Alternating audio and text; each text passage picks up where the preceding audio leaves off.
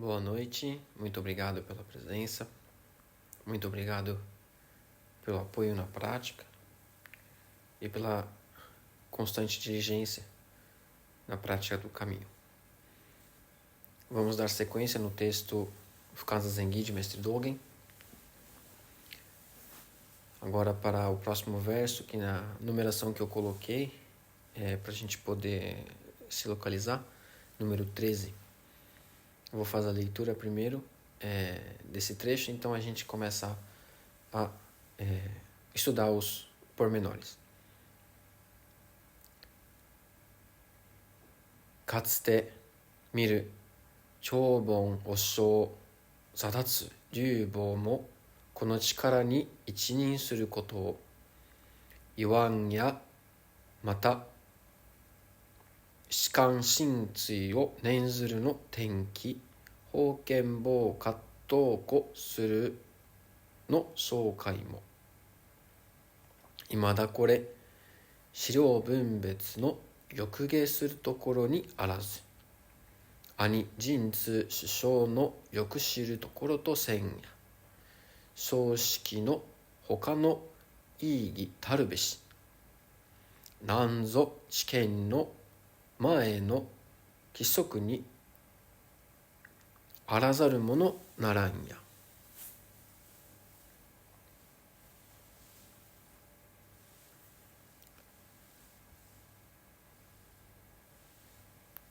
A interpretação que eu coloquei em português fica da seguinte forma: ainda mais olhando para o passado da história do Zen, dos mestres antecessores, transcendido a dualidade do profano e do sagrado, morrendo sentado ou de pé, deixando aos cuidados desta força, do movimento natural dos fenômenos, da lei, do Dharma. Sejam os casos do dedo, da haste, da agulha ou do martelo, ou então do roço, do punho, do bastão ou do katsu. A verificação do despertar entre mestre e discípulo não se dá pela compreensão baseada na consciência discriminatória. Mesmo por meio de poderes sobrenaturais, não é possível compreender a realidade originalmente manifesta do aqui e agora. Deve-se realizar a manifestação da realidade original de todos os fenômenos antes do surgimento da consciência discriminatória. Não é uma verdade compreendida intelectualmente.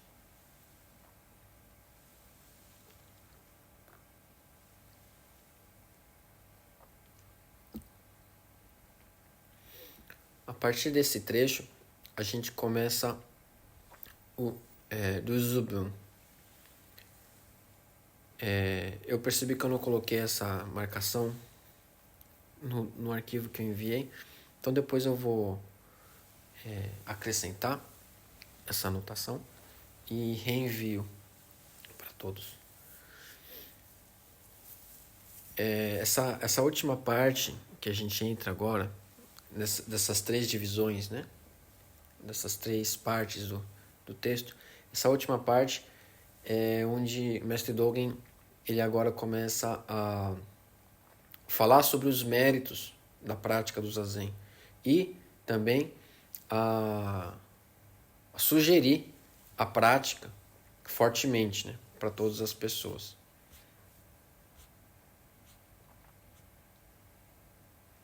A primeira parte é a introdução, onde ele começa a descrever o assunto.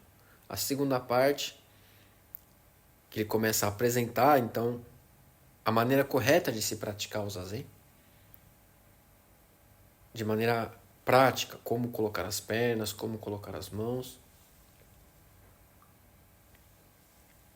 E nessa última parte, então, ele fala o porquê todo mundo deveria praticar o Zazen, né? Esse trecho, em particular, ele é um trecho bastante complexo e principalmente complexo para tentar traduzir isso para um outro idioma, né?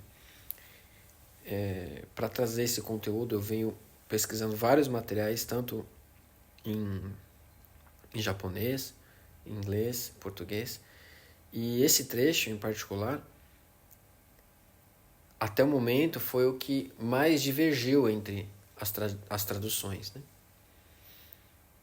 Tanto quando eu pego a interpretação de mestres japoneses contemporâneos, eles trazem nuances diferentes, né, para esse texto, porque Dogen aqui ele não deixa muito claro alguns pontos e também faz muitas referências, né,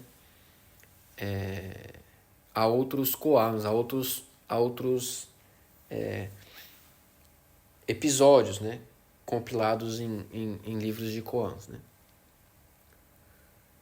Só nesse trecho ele faz referência a 8 desses koans, né, desses episódios do passado, né. Bom, katsute, miru. Miru significa olhar, então vamos observar, vamos olhar o seguinte. Chobon osso. Tanto o caractere cho quanto o de osso nessa palavra aqui, eles significam sobrepassar algo, ir além de algo, né? Bom significa o profano, o mundano, o que é comum, o que não é especial. E so é o contrário disso, aquilo que é sagrado, é o que é especial, sobre humano, né? Não sobre humano, mas esse caractere hoje em dia ele é utilizado para se referir a algo santo, por exemplo, né? Os santos católicos, eles recebem esse caractere no começo, né? Como em português nós colocamos São Paulo, por exemplo, em japonês se utiliza esse caractere para que significa essa santidade, essa divindade, algo sagrado, né?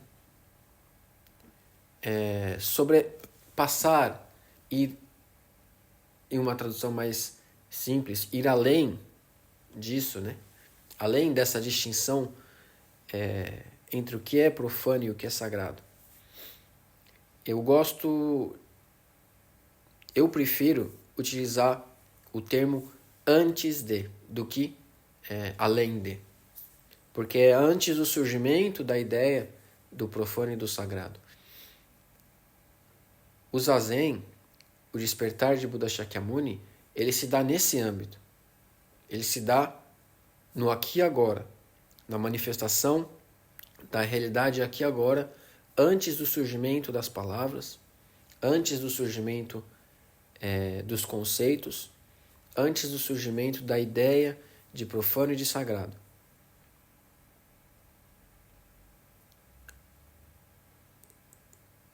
Esse termo, Chobon Oso, aqui, ele, de maneira prática, está se referindo ao estado da realidade última, né? A verdade última, aqui e agora. Ao despertar de Buda Shakyamuni. Ou seja, ele se refere ao estado de Zazen aqui. Zadatsuryubo. Za significa sentar-se, como Zazen. Datsu significa aqui nesse sentido, aqui nessa palavra, ele se refere a morrer. Ryubo. Ryu significa de pé e Bo também é outro caractere para falecer. O Datsu ele não significa falecer, mas aqui Zadatsu, essa palavra Zadatsu, ele é um termo que se refere àquelas pessoas que morreram sentados em postura de Zazen, por exemplo, né? E Ryubo, no caso aqui, é o falecer de pé, ou em outra posição que não assentado. Aqui começa a dificuldade de tentar interpretar esse verso aqui, né? São referências complicadas. Eu fui atrás dessas referências, mas elas não são muito claras, pelo menos no material que eu encontrei, né? Algumas pessoas falam, por exemplo,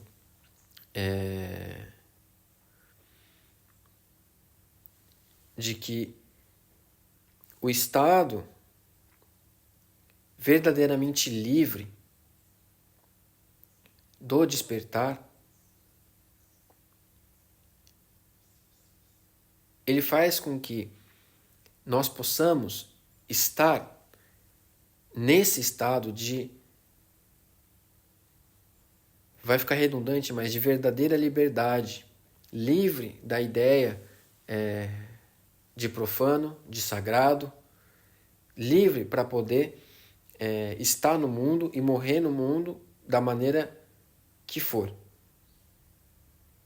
seja sentado, seja de pé. É um jogo de palavras em que Dogen coloca, ele deixa claro que a verdadeira liberdade é justamente ser livre de todas essas amarras conceituais, de todas essas amarras simbólicas, né? Do que essas amarras simbólicas criadas pela nossa consciência discriminatória, né? Ele segue, então, kono chikara ni ichinin suru koto o. Esse caractere nin, ele aqui significa deixar aos cuidados de algo, né? Deixar aos cuidados de makaseru. Então, essa liberdade verdadeira do despertar, ela surge quando nós deixamos aos cuidados dessa força, né? Chikara, dessa força que é a força do Zazen, que é a força do despertar de Buda Shakyamuni, que é a força do movimento original de todos os fenômenos, o movimento verdadeiro de todos os fenômenos. A realidade manifesta aqui e agora, já em contato último com a nossa existência, já único com a nossa existência, já um com a nossa existência. Quando a gente, então, se entrega para esse caminho, a gente se entrega nesse estado, nós abrimos mão de todos os apegos conceituais, simbólicos, linguísticos. Então a gente consegue, de fato, compreender esse estado anterior do que é profano e sagrado. Em algumas traduções colocam além do que é o profano e do sagrado, né?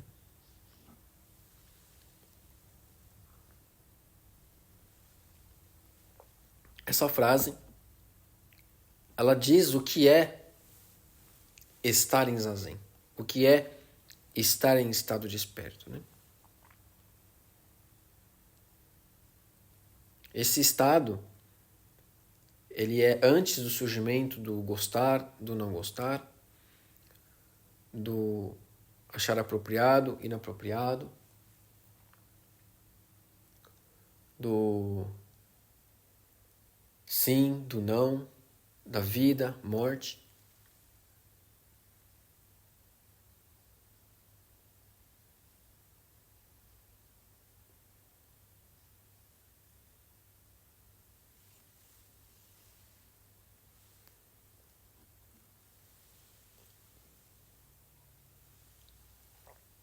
Iwanya. Aqui ele fala ainda mais, então ele vai continuar.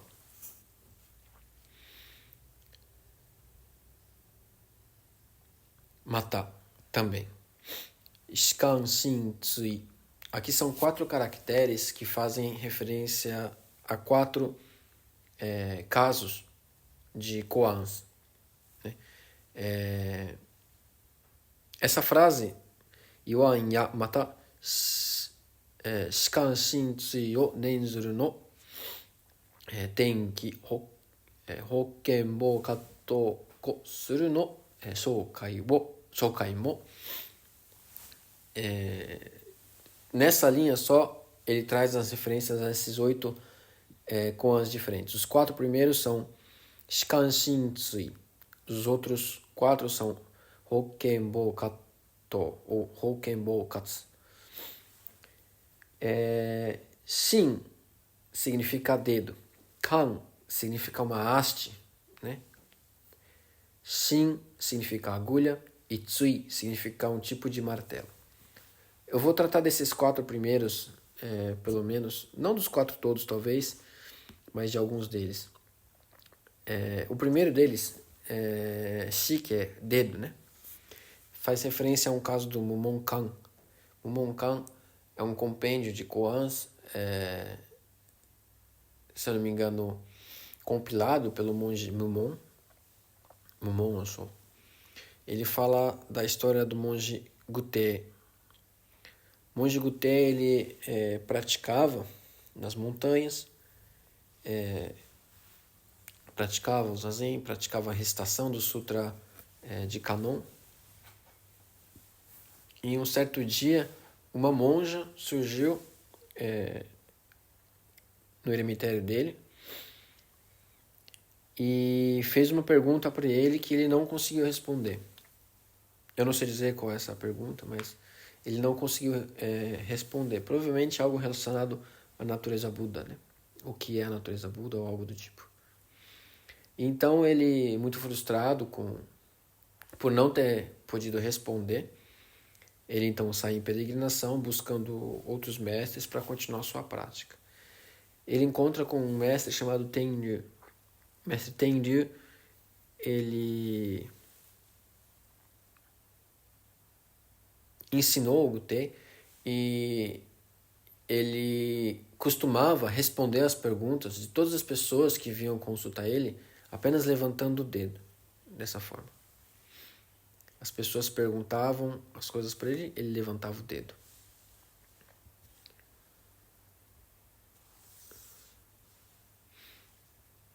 E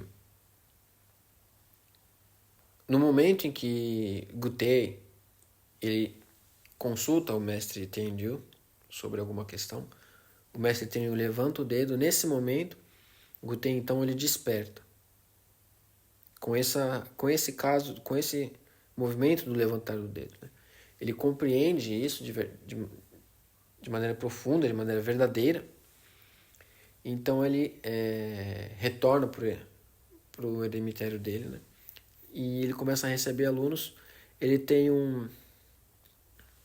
surge então um monge noviço, né? Um monge novo, né? E esse monge novato, ele percebe que o Gutei, todas as vezes que alguém vem consultar ele, ele faz assim como o mestre dele fazia. Ele responde às pessoas levantando o dedo, né? Então, um certo dia que Gutei não estava, só estava esse monge novato, chegou uma pessoa e perguntou para esse monge novato quais são os ensinamentos do mestre dele, o que o mestre dele ensinava. E esse monge novato, querendo se mostrar como conhecido, passou a imitar o movimento do mestre dele, do Gutei. Então ele levantou o dedo também. A diferença é que esse jovem monge, ele não fazia ideia do que ele estava fazendo, né? Ele estava apenas imitando o movimento do mestre dele. E Gutei, quando soube disso, então chamou ele para próximo e cortou o dedo dele fora, né? Não dá para saber até que ponto é uma história verdadeira, claro, né? Mas a questão é que, como nós vemos em outros casos, por exemplo no Denkoroku também, muitos casos semelhantes, em que a realização do despertar se dá com estímulos simples, né? Porque justamente a pessoa que atinge o despertar nesses casos está em um estado de esquecimento do eu verdadeiro.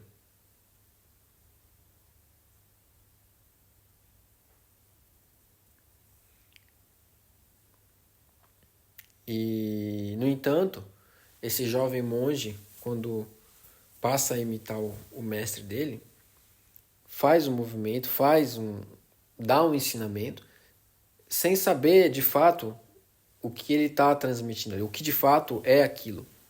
Ele não teve a experiência que o mestre dele teve. As experiências são únicas, né? A gente não consegue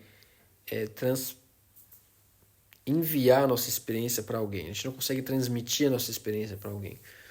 O único meio de transmitir informação é por meio da palavra, que a gente já viu que é um mecanismo bastante limitado.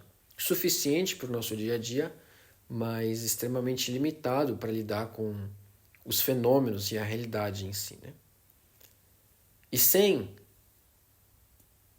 ter experienciado o contato livre com a realidade manifesta, imitar o movimento do mestre não significa nada, né? Aqui é interessante a gente parar um pouco para pensar quando, por exemplo, a gente escuta que é apenas necessário imitar um Buda, né? Não existe bobagem maior que essa. Não adianta nada imitar um Buda. Você pode ficar anos imitando um Buda. Você pode colocar as mesmas roupas de um Buda. Você pode se sentar como um Buda ou como um mestre do passado. Você pode imitar o quanto for. Se não existir o esquecer de si de maneira verdadeira, não vai passar de uma estátua, né? Alguns animais conseguem imitar os seres humanos também, né? Isso não faz os animais saberem o que de fato eles estão fazendo.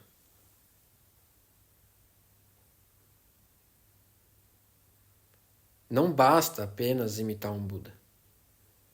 É necessário despertar como Buda Shakyamuni despertou. Para um nirvana já presente aqui e agora.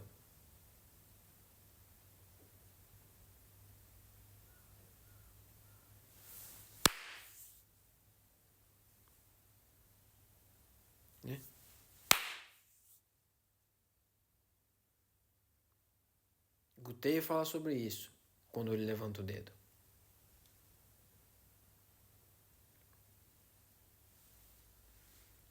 O ser humano nasce, assim como todos os fenômenos, já originalmente livre. No entanto, por conta do seu intelecto, da sua capacidade cognitiva e do suporte da memória, nós acabamos nos perdendo no universo das palavras, né? A gente se acostuma com o universo das palavras, com o universo dos conceitos e passa a tratar os símbolos, os conceitos, as ideias como se fossem a realidade manifesta em si. Nós trocamos as coisas de lugar. Quando a gente lida com os fenômenos, a gente não percebe a natureza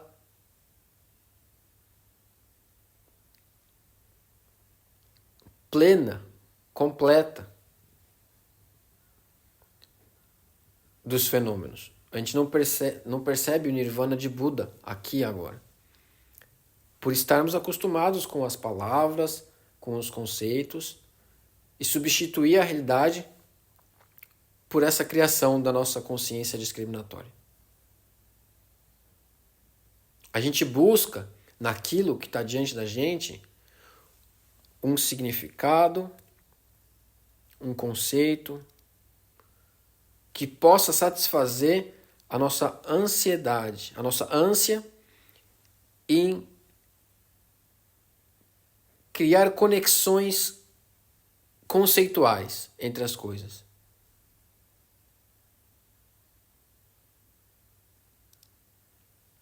A nossa ânsia em dar nomes às coisas. A gente olha para os fenômenos, a gente olha para as coisas como se de fato existisse um sujeito olhando para um objeto, na tentativa de criar novos conceitos, novos significados, novos nomes, novas ideias a partir dessa experiência.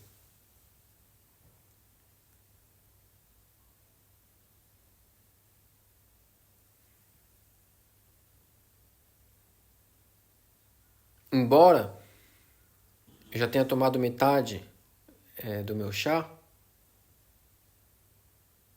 eu não posso falar qual é o sabor do chá.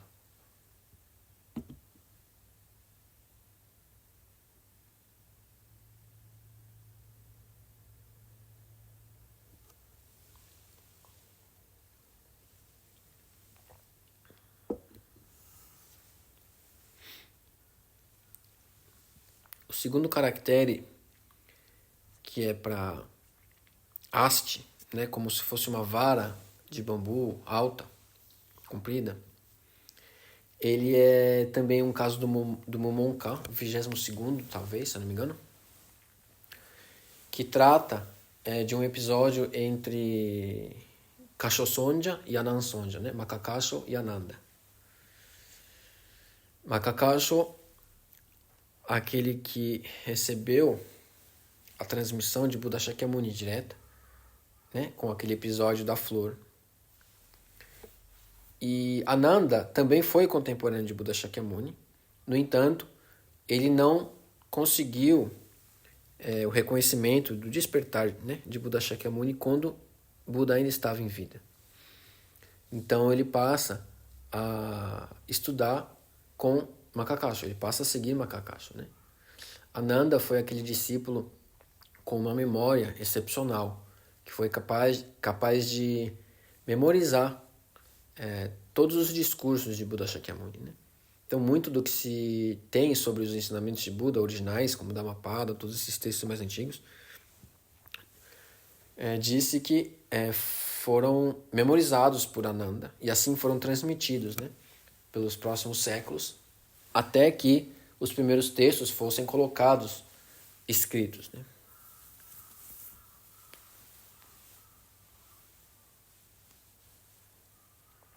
Certo momento, quando estava, né, Makakasho, Ananda chega, vira para o Makakasho, né, para o seu professor, então, e pergunta o seguinte: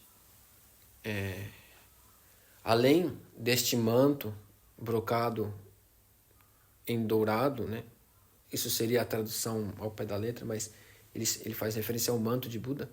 Além deste manto, Shakyamuni deixou alguma outra coisa? Ele transmitiu alguma outra coisa para você? Então o Makakasho vira para Ananda e chama o nome dele, Ananda. Ananda responde, sim, prontamente assim, né? Sim. Nesse momento, Ananda desperta. Então Makakasho continua e fala assim para ele: vá lá e abaixe a bandeira. Esse é o caso. Ananda chega para Makakasho, pergunta se Buda Shakyamuni transmitiu algo além desse manto. Makakasho chama o Ananda pelo nome, Ananda responde, sim, e nesse momento ele desperta. Makakasho então pede para que Ananda vá e abaixe a bandeira do Dharma. Essa bandeira era uma sinalização, é uma bandeira colocada numa haste alta para sinalizar que ali seria transmitido os ensinamentos, que ali seria dados os ensinamentos, né? Ou seja, ali existia o Dharma verdadeiro. Esse é o significado da bandeira, né, da haste. Por isso esse caso é conhecido pelo caso da haste, né? Da mesma forma, Ananda, assim como no caso anterior, também desperta por um estímulo desse, né? Não adianta Ananda copiar ou decorar todos os ensinamentos de Buda Shakyamuni.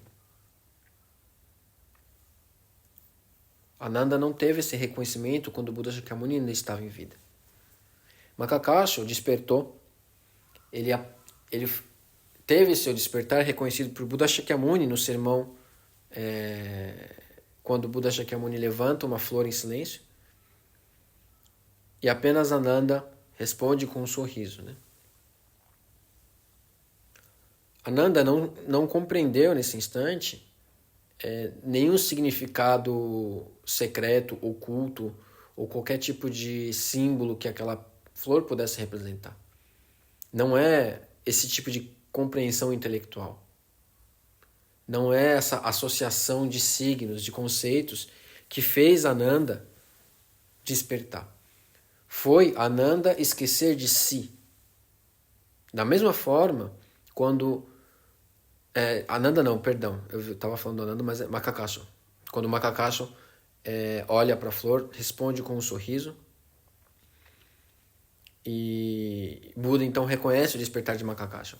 Makakaso não compreendeu isso de maneira intelectual, não compreendeu o significado daquele movimento, ele não compreendeu o símbolo daquela flor, que seria aquela flor ou algo do tipo. Makakaso esqueceu de si.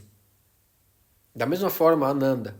Quando Makakaso chamou Ananda pelo nome, Ananda, que estava em um estado verdadeiro de esquecimento de si próprio, respondeu, e naquele instante ele pôde perceber que, de fato, não há nada ali que ele pudesse chamar de eu. Ele já estava naquele estado, aquele estado já era o estado original de Ananda. Aquele estímulo fez só que Ananda percebesse algo que já estava ali.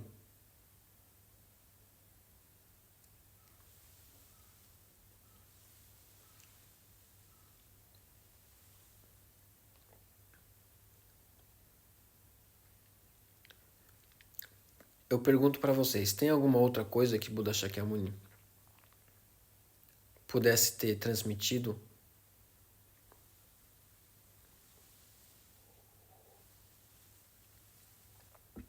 além do manto?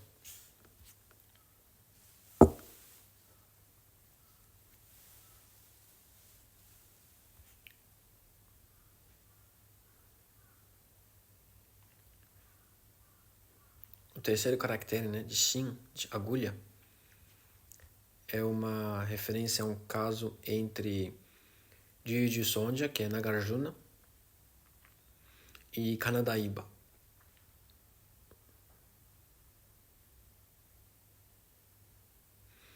Kanadaíba chega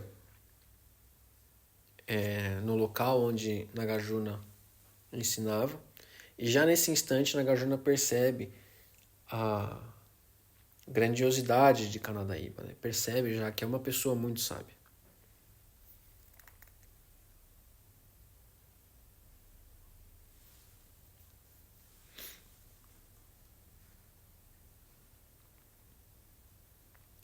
Então Nagarjuna pede para que um de seus assistentes enche uma vasilha com água e ele coloca essa vasilha diante de Kanadaíba. Kanadaíba joga uma agulha lá dentro. E esse acontecimento faz com que Nagarjuna reconheça a realização de Kanadaíba, né?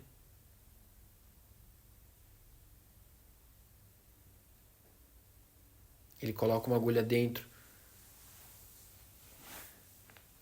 da vasilha com água.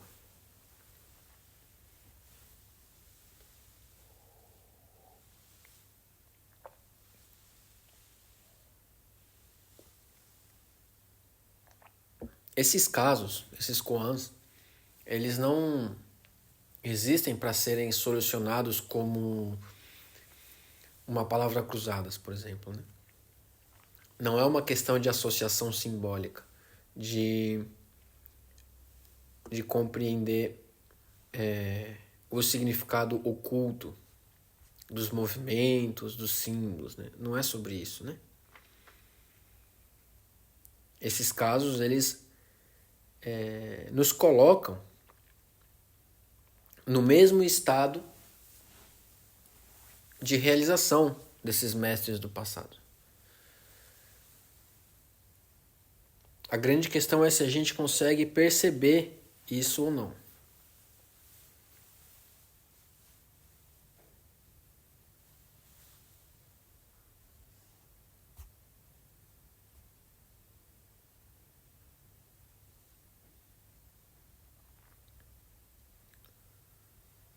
na segunda metade dessa frase, Hokkenbo katto kosuru no shoukai mo. Hokkenbo katsu. Ho é de rosto, é como se fosse um cetro que na ponta existe uma crina, como se fosse um rabo de cavalo, né? Talvez vocês já tenham visto isso, né? Ele era uma ferramenta utilizada para espantar os insetos sem precisar matá-los, né? E passou então, depois de um tempo, a ser utilizado como instrumento de preleção, né? Um instrumento de transmissão dos ensinamentos. Ken significa punho. Bo significa um bastão. E katsu, aqui ele está katto, né? Porque quando você junta com o próximo caractere, acaba criando essa junção, mas esse caractere sozinho é katsu, que é aquele grito muito utilizado também na tradição Rinzai, que os mestres usam para fazer com que o aluno desperte ou compreenda a realidade, né? Que é o katsu. Esses 4 caracteres também fazem referências a outros casos também, né?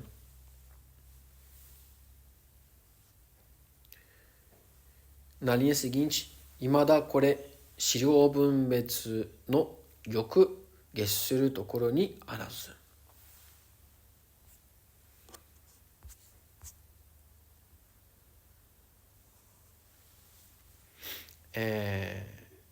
Shiryō bunbetsu significa consciência discriminatória. É o termo mais próximo que a gente tem disso. Shiryō é o criar pensamentos e bunbetsu significa separação, né? Essa é a nossa capacidade mental de separar as coisas, né? De criar separação entre as coisas por meio de conceitos, ideias, né? E palavras.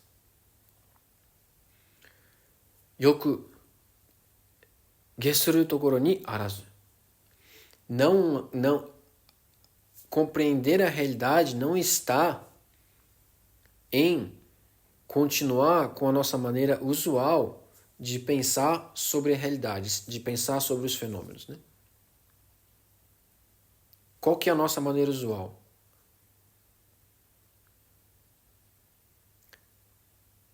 Tratar das coisas, tratar de coisas que não existem como se elas estivessem aqui agora. Por exemplo, eu descrever o sabor do chá para vocês. Agora, é um chá de yuzu, que é uma fruta cítrica aqui do Japão, adocicado. Quem nunca provou yuzu não tem como saber o sabor do chá. Eu estou tratando de algo que não está aqui agora.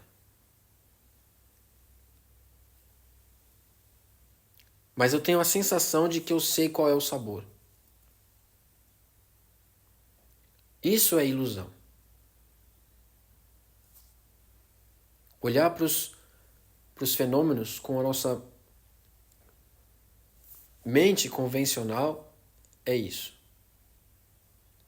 Então ele fala que compreender a realidade não está nessa maneira usual de ver as coisas. Na maneira guiada pelas palavras e pelos conceitos.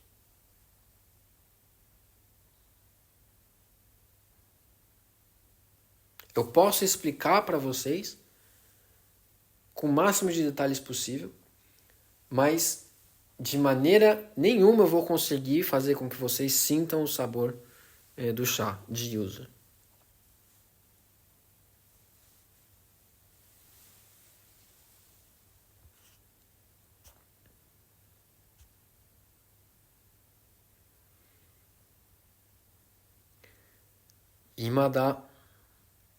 Imada ni kore. É a linha de baixo, né? Ani jinzu shishou no yoku shiru tokoro to senya. Jinzu significa...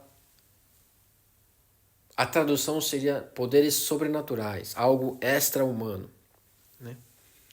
Nem mesmo se existirem capacidades extra-humanas, se alguém tiver essas capacidades extra-humanas, esses poderes divinos, nem mesmo esses poderes seriam suficientes para fazer com que alguém pudesse compreender a realidade por meio das palavras. O único meio de compreender a realidade de fato é abrindo mão do pensamento dual, da consciência discriminatória, esquecendo de si mesmo. Aqui só um parênteses, é interessante que, não só nesse texto, mas em vários outros também, não há uma negação, né, desse tipo de capacidade extra-humana, por exemplo. Nem, por exemplo, de almas ou outras possíveis formas de existência. É comum no Ocidente a gente ouvir que se nega isso, né, no budismo, mas pelo menos até onde eu estudei, do que eu conheço, não existe uma negação. Em nenhum momento. A gente tende a achar que a alma e a consciência discriminatória, né, a sensação de identidade, são a mesma coisa. Mas, por exemplo, há textos de Dogen que ele fala para não tomarmos refúgios em deuses e criaturas da montanha, por exemplo, em seres celestiais da montanha. Né? Sanjin, Kijin, Kiesuru Kotonakari. Ele não está falando que eles não existem. Ele está falando para não seguir por esse caminho, para tomar refúgio nos 3 tesouros, Buda, Dharma e Sangha. Aqui, ele não fala que não existem forças extra-humanas ou coisas do tipo. Ele fala que mesmo essas forças não são capazes de fazer alguém compreender a realidade, senão por meio de esquecer de si mesmo. Os 10 maiores discípulos de Buda Shakyamuni, né? Em japonês nós chamamos de Judai Deshi. A tradição traz para nós que eles tinham, cada um deles, poderes sobre-humanos. O quanto isso é verdadeiro, eu não sei dizer. Eu nunca tive nenhum tipo de experiência desse tipo, nem em contato com pessoas com poderes extra-humanos, nem com espíritos ou coisas desse tipo. Eu nunca tive esse tipo de contato. Eu não posso falar se são verdadeiros ou não. Mas desde a antiguidade, esses mestres, eles não negam essa existência. Tanto que, independente de onde o budismo foi, ele acabou se mesclando com as culturas locais, e todas essas culturas, de alguma maneira, acabaram desenvolvendo maneiras de realizar homenagem, por exemplo, aos falecidos. Né? O Ocidente sempre tenta trazer isso de uma maneira psicanalítica, né? De que esse tipo de homenagem aos antepassados é uma homenagem para si mesmo. Né? Mas a gente não sabe dizer se é só isso mesmo. Eu não sei dizer se é só isso mesmo. Né? É um ponto interessante para a gente pensar, né? Com mais seriedade, né? Não com asepsia, como, por exemplo, no Ocidente é muito comum, né? Trazer o budismo somente como se fosse uma filosofia, né? O budismo é muito maior do que só isso, né? Do que só uma maneira de vida ou do que uma filosofia. O budismo é budismo. E lida com os fenômenos aqui e agora. Só um parênteses que eu acho interessante a gente parar para pensar um pouco, né? Soshiki no hoka no iigi tarubeshi. Soshiki é voz e cor. Aqui ele traz de maneira abreviada Shiki, Shoko, Mi, Sokuho, que são as 6 fronteiras que nós estudamos já no Hanyan Shingyo, né? forma, cor, voz, som, o odor, o perfume, o sabor, a sensação e os fenômenos mentais. São as 6 fronteiras, né? Quem quiser rever isso pode rever o material sobre Hanyashingyo, né? No Hokani Igi Tarubeshi. Igi também é uma palavra bastante complicada, né, para a gente traduzir. I significa algo grandioso, solene. Ji significa a forma, a aparência. É traduzido muitas vezes como a forma solene. De maneira simples, é a maneira como nós nos movimentamos, nós nos ajustamos nossas roupas. Existe até uma frase, um termo, né, uma colocação dentro do Zen que é Igi Soku Buppo, significa essa forma solene é o próprio Buda Dharma. Então muitas pessoas acabam entendendo que você ajeitar a sua própria roupa, a sua vestimenta, manter as coisas arrumadas, alinhadas, isso é o budismo, né? Deixar as sandalinhas alinhadas, deixar a roupa alinhada, colocar isso, fazer aquilo, que se você fizer isso, então você vai estar dentro do Buda Dharma. Se você não fizer isso, você não estará dentro do Buda Dharma. Isso é um entendimento bastante simples do que é de fato Igi e do que é Buda Dharma. Como pode algo estar ou não dentro de Buda Dharma? Dentro da realidade manifesta.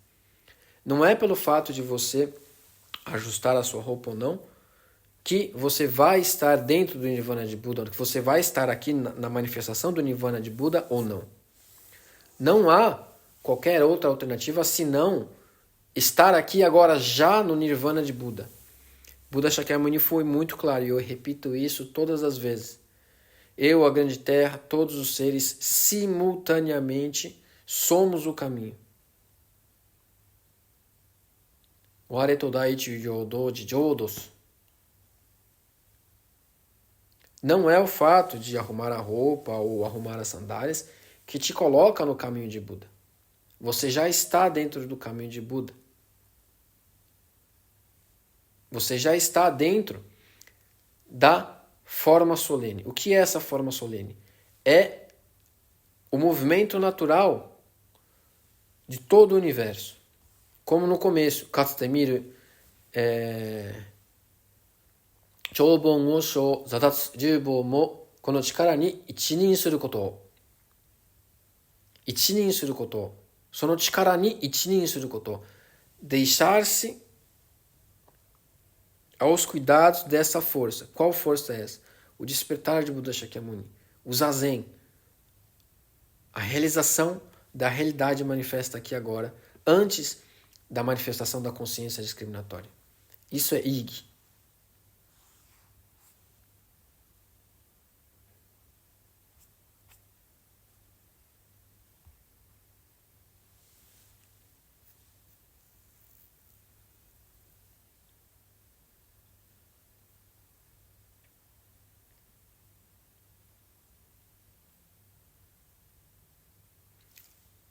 Essa parte Soshiki no Hoka no Igi Tarubishi. Hoka significa algo além, né? Além, né? O Buda Dharma, essa forma solene, o movimento do universo, o Nirvana de Buda Shakyamuni, ele já está ali, mesmo antes dessas formações mentais da nossa consciência. Antes das formações conceituais, intelectuais, simbólicas. Se as suas sandálias estiverem alinhadas ou não, esse movimento é parte do grande movimento solene, da grande forma solene, da grande realidade manifesta aqui agora. O que vem depois disso é um consenso dentro das faculdades mentais humanas. Então, quando nós criamos formas, não significa que as formas que nós criamos, como alinhar os sapatos, se vestir de maneira correta, não são importantes. Não é isso. Esse tipo de acordo mútuo, que são as regras estabelecidas, sejam as leis dos países, sejam as normas de um mosteiro, por exemplo, elas são extremamente importantes. Essas formas, elas são importantes para que a gente possa, de alguma maneira, transmitir todo esse conhecimento de maneira sistemática e universal. Para que a gente possa entender, que a gente possa transmitir e principalmente para que a gente possa preservar.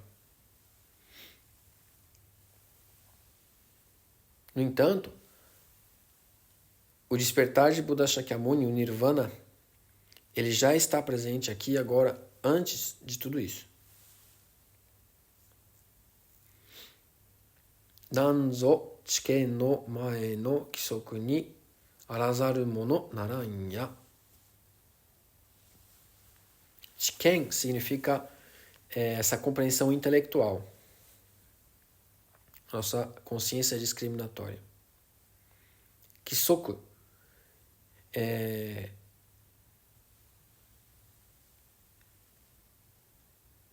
essa realização, essa compreensão da realidade manifesta, originalmente manifesta, que já existe antes do surgimento dessa compreensão intelectual proveniente da consciência discriminatória.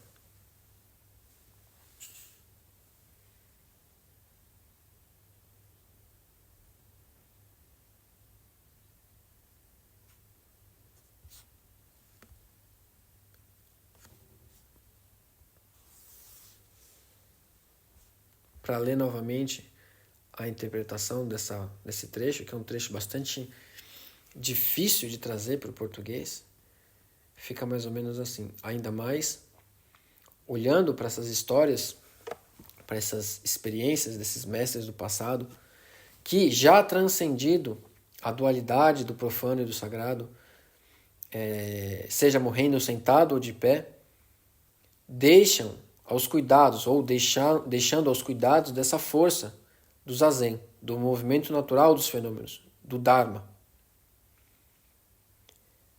Sejam os casos do dedo, da haste, da agulha, do martelo, ou então do roço, do punho, do bastão, do katsu.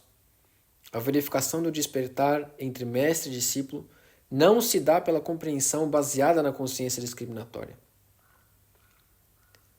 Mesmo que por meio de poderes sobrenaturais, não é possível compreender a realidade originalmente manifesta no aqui e agora.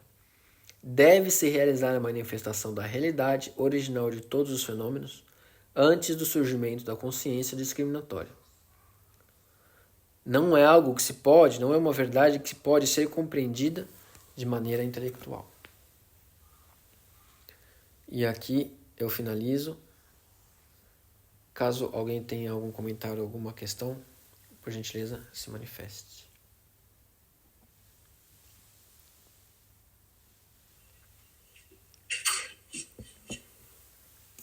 Arthur, pode falar? Em relação à última aula, que foi mais pela forma do Zazen, né, que Dogen explica, eu acho que ele não chega a deixar explícito a parte de ter uma parede na parte do Zazen, né, e do tempo de prática, né? Acho que não sei se são formulações que veio depois da escrita dele ou... Exatamente. Essas colocações não estão no texto. Além disso, a prática do Kinhin também não está no texto do Fukan Zazen. O Kinhin, se eu não me engano, ele está descrito em outro texto. Eu não lembro exatamente qual é esse outro texto em que ele chega a comentar o Kinhin. Mas sim, não há citação de parede, não há citação de Kinhin não é uma citação de tempo e de prática, né? Isso porque provavelmente, durante os séculos, diversas formas foram utilizadas, né, nos mosteiros. A tradição, hoje, a gente fala que a diferença entre a Sotô e o Rinzai é que o Sotô faz o zazen virado para a parede e a Rinzai faz o zazen virado para o outro lado, para dentro. Mas, na verdade, antigamente a Rinzai também fazia o zazen virado para a parede. Né? Dogen ele não usa o termo Zafu, ele usa o termo Zabuton, o futon. A Rinzai utiliza esse futon dobrado até hoje. Então a gente não sabe especificar em que momento essas mudanças aconteceram. Essa distinção, aliás, entre Sotô e Rinzai é recente também, né? Dogen, ele nunca se compreendeu como Sotô. Ele nunca falou, nós somos Sotoshu. Dogen sempre falou que nós somos o verdadeiro Dharma de Buda. Shoden no Buppo. Nós somos o budismo do verdadeiro Dharma de Buda. Shoden no Buppo. E essas definições de tempo, de parede, tudo, vieram posteriormente, provavelmente. Provavelmente Dogen já sentava, seus discípulos sentavam virados para a parede. Mas o que é interessante a gente pensar também, né, que no Ocidente a gente fala, as pessoas falam, né, o zazen virado para uma parede branca. Então algumas pessoas acabam até fantasiando sobre essa parede branca, né, da vacuidade, começam a dar significados para essa parede branca. Mas dentro do Zendo, do Sodo, onde nós fazemos zazen no mosteiro, não tem parede branca. A gente senta virado para um armário, que é onde a gente guarda o futon, onde a gente dorme. Né? Então, com isso a gente percebe como o ser humano tem essa tendência de querer buscar significado nas coisas. Porque a parede branca significa a vastidão, a imensidão. Eu já vi esse tipo de comentário. Mas nem parede branca a gente tem dentro do Sodom, né, onde a gente senta em meditação. Existem alguns professores que sentam virados para dentro. O Shuso, quando está no período Seichu, de 3 meses, onde o cargo de Shuso é estabelecido, o Shuso, né, o monge líder dos monges em treinamento, ele senta virado para dentro também, ele não senta virado para a parede. Então, existem sim essas diferenças e só uma pesquisa histórica mesmo para a gente poder tentar entender um pouco melhor esse cenário, né?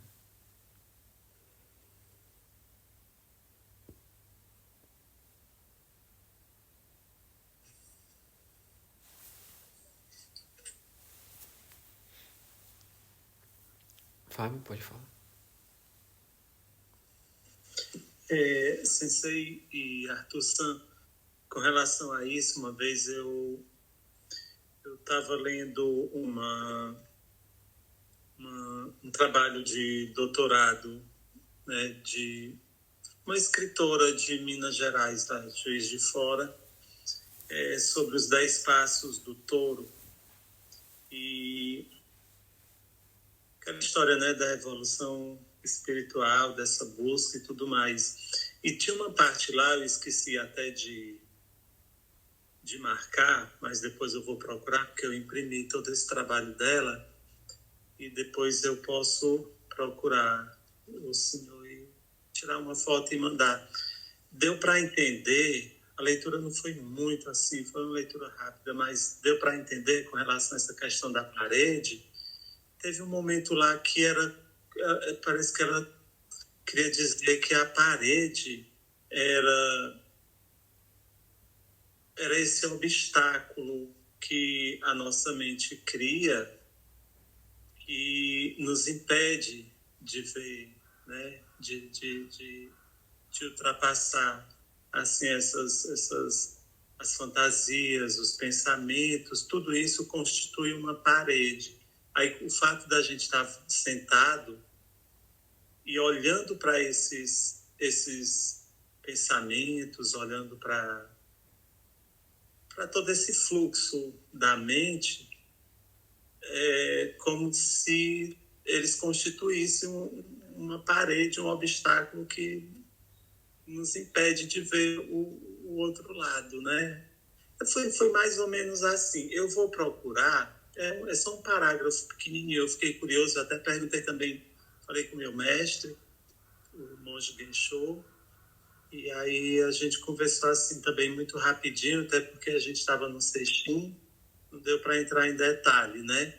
Mas ela quis colocar esse ponto de vista, já com base em alguma coisa que ela já tinha pesquisado, é um trabalho bonito, é uma pessoa assim de muito respeito, a Mônica Ortegas, né? Escritora, e assim, ela não escreve coisas da literatura mesmo, assim, budista e tudo mais, mas é uma pessoa de uma sensibilidade incrível e que traz sempre no seu trabalho essa questão de estimular a nossa curiosidade, de procurar também, né? Porque ela continua procurando também, ela não coloca ali como algo assim, conclusivo, né? No final do trabalho dela, ela deixa isso muito claro, né? Mas eu achei interessante essa questão, porque quando eu comecei também a praticar zazen, aqui em casa eu procurava, sensei, uma parede branca, da cor branca mesmo, né? E achava que tinha que ser branca. E nessa época não tinha mestre nem nada, só via algumas orientações, pois saía procurando a parede branca, né? E aí isso sempre, a distância da parede, tem uma hora que quando eu me sinto mais afastado um pouco, parece que flui melhor o zazen, quando eu me sinto em algum lugar que está muito próximo, parece que sufoca um pouco. Então são todas essas observações que a gente vai tendo as nossas experiências, né? E nos instigando a aprofundar, né?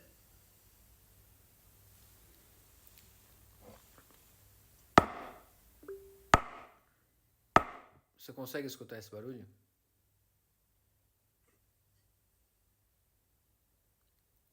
Tem alguma barreira te impedindo de escutar?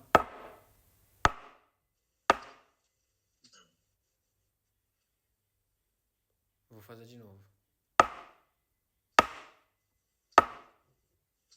Onde está a barreira que te impede de escutar?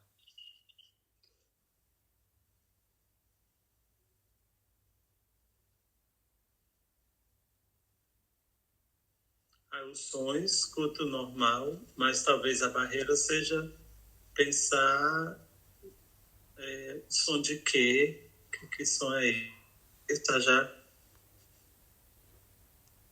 Vou fazer de novo.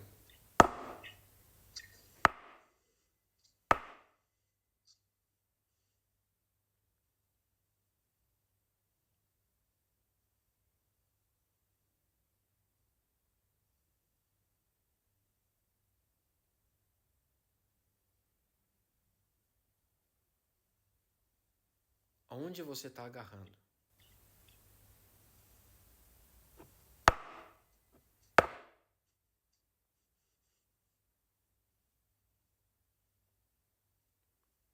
Aí eu no pensamento, na curiosidade para querer saber o que provoca esse barulho. Assim, se é a mão, o pé.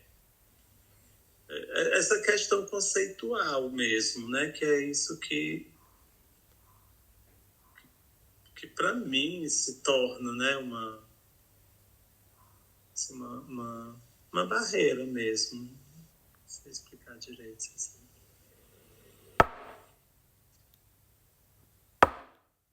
No momento em que a xícara acerta a mesa, faz um barulho.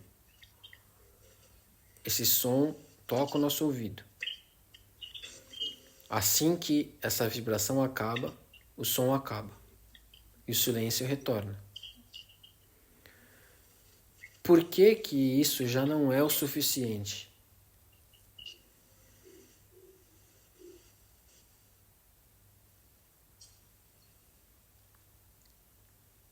Por que acrescentar ou buscar um significado nisso? O ser humano não se sente suficiente quando o fenômeno, quando aquilo está ali agora, então, quando está aqui agora.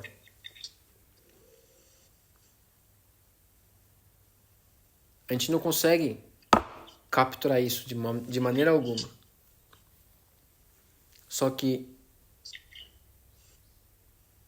a nossa memória e a nossa consciência faz com que a gente fique remoendo alguma coisa que não está aqui agora. Seja significado de parede branca, seja qualquer ideia de barreira.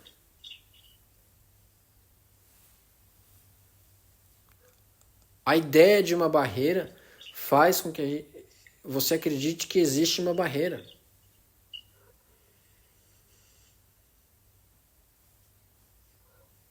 Faz com que os praticantes comecem a buscar alguma coisa para ser resolvida. Comecem a buscar algo para ser superado. O passo é para trás, não é para frente.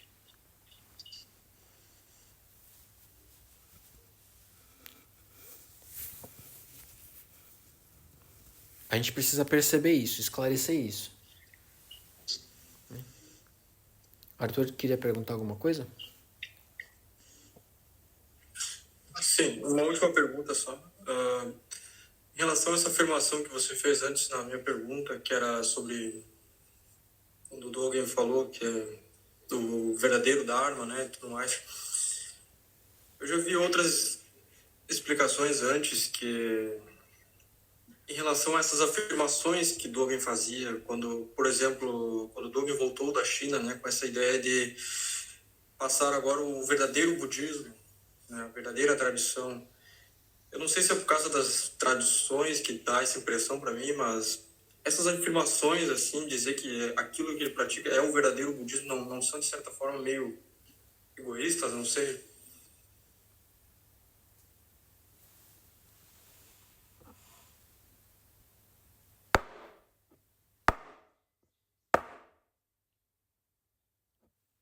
Onde é que está a mentira nisso? Vou fazer de novo.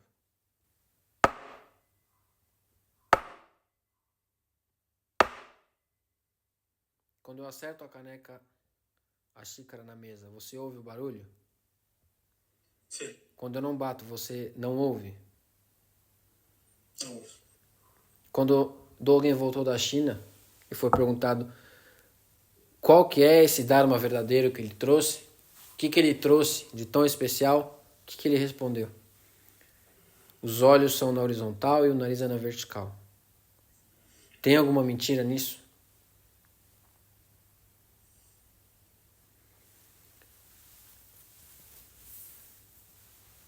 Então, não há nada egóico em falar que Dogen trouxe o Dharma verdadeiro de Buda.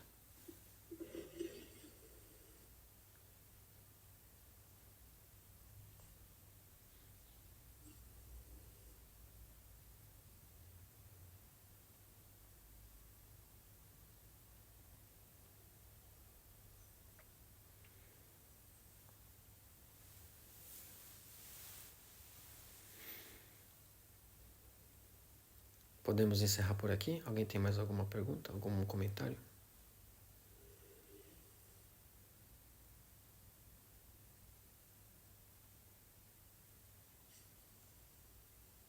Eu só queria mais uma vez, Sensei, agradecer ao senhor pela dedicação, falar o quanto esse momento é muito importante assim, para a gente, né? E dizer que eu particularmente sinto muita falta quando não dá para estar aqui ao vivo, mas agradecer pela preocupação do senhor de deixar gravado. O último não deu para participar, mas eu escutei aqui umas 3 vezes, só repetindo e anotando algumas coisas. É assim uma grande oportunidade que o senhor está dando para nós. Eu quero agradecer demais, agradecer ao Arthur San também por aqui junto com a gente. Isso é muito importante, esse contato, né? Saber que a gente não está sozinho. Eu agradeço o apoio constante, a diligência, a constância na prática de vocês. E espero que a gente possa, assim, continuar caminhando. Muito obrigado.